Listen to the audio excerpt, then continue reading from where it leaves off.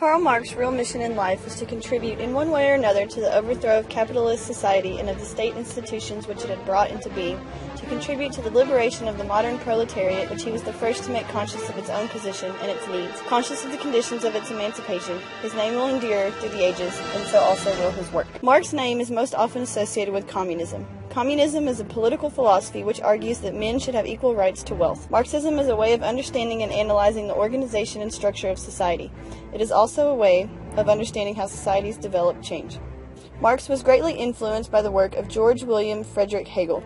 The most systematic of the post-Kantian idealists, Hegel attempted throughout his published writings as well as in his lectures to elaborate a comprehensive and systematic ontology from a logical starting point. He is perhaps most well known for his teleological account of history, an account which was later taken over by Marx and inverted into a materialistic theory of historical development culminating in communism.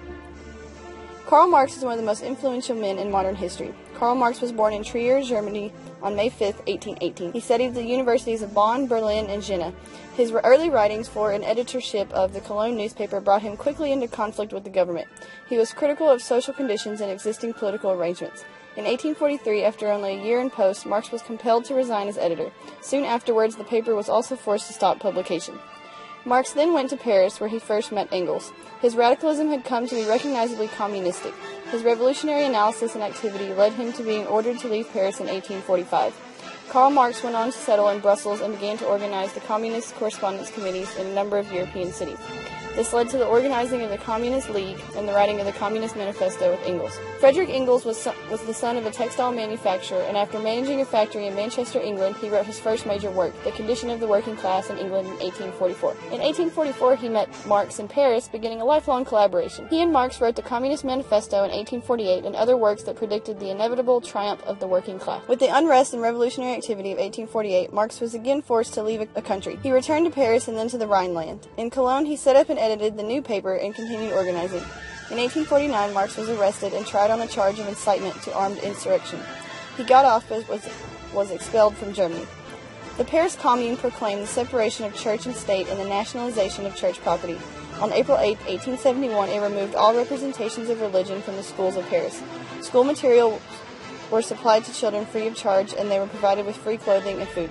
Marx wrote of France's collapsing bourgeoisie society as pregnant with a new society. For the International Working Men's Association, he wrote, "Working men's Paris, with its commune, will be forever celebrated as the glorious harbinger of a new society. Its martyrs are enshrined in the great heart of the working class." Karl Marx spent the remainder of his life in England, arriving in London in 1849. His most productive years were spent in the reading room of the British Museum, where much of his research and writing took place. He wrote a great deal, although hardly any of it was published in English until after his death in 1883. The Marxist approach to education is broadly constructivist and emphasizes activity, collaboration, and critique, rather than passive absorption of knowledge, emulation of elders, and conformism. It is student-centered rather than teacher-centered, but recognizes that education cannot transcend the problems and capabilities of the society in which it is located. Karl Marx never wrote anything directly on education, yet his influence on writers, academics, intellectuals, and educators who came after him has been profound. The power of his ideas has changed the way we look at the world. Whether you accept his analysis of society or whether you oppose it, he cannot be ignored. As Karl Popper, a fierce opponent of Marxism, has claimed, all modern writers are indebted to Marx even if they do not know it. Does class impact education and a child's chance of success in 2011? Research by the BBC found that children from working class backgrounds are more likely to be placed in a lower set due to their class rather than their educational achievement. A test at 168 schools suggested that middle-class pupils were more likely to be placed into higher sets regardless of their ability. 10,000 pupils were studied, half of which were placed into sets according to their ability. The other half was placed into sets according to their social class or ethnicity. This means that a pupil is more likely to obtain lower test results since those in the lower sets are usually entered for a lower exam paper. A spokesman for the Department for Children, Schools and Families said the study it commissioned had only looked at a small number of schools and was not representative of the national picture. Professor Judy Seba, who ran the experiment, said the schools were likely to have a, quote, middle-class culture as an institution. There are many who see different stages in the thinking of Karl Marx. His earlier works are sometimes referred to as showing a humanistic Marx, a philosophical Marx who was concerned with the role of the individual, with what human beings are actually like, with the relationship between consciousness and existence.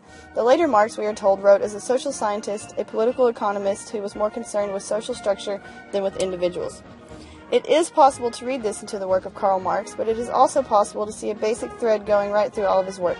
One of the reasons for this is that one of his major works in English called Outlines, described by David McClellan, Marx biographer, as the most fundamental of all Marx writing, was not published in English until the 1970s. It is quite easy, therefore, to see why there are many different perspectives on Karl Marx, while my Marx can be different from your Marx. Karl Marx has made it clear that life is not determined by consciousness, but consciousness by life, and what he meant by life was actually living everyday material activity. Human thought or consciousness was rooted in human activity, not the other way around, as a number of philosophers felt at the time. What this meant was that we went about our business, the way we organized in our daily life was reflected in the way we thought about things and the sort of world we created. The institutions we built, the philosophies we adhered to, the prevailing ideas of the time, the culture of society, were all determined to some extent or another by the economic structure of society. This did not mean that they were totally determined, but were quite clearly a spin-off from the economic base of society. The political system, the legal system, the family, the press, the education system were all rooted in the final analysis to the class nature of society, which in turn was a reflection of the economic base. Marx maintained that the economic base or infrastructure generated or had built upon it a superstructure that kept it functioning.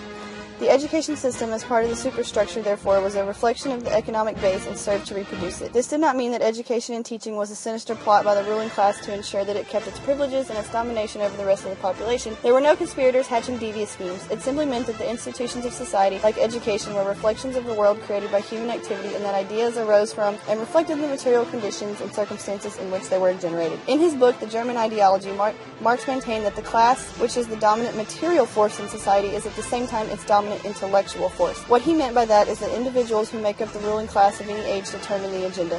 The rule as thinkers, as producers of ideas that get noticed. They control what goes by the name common sense.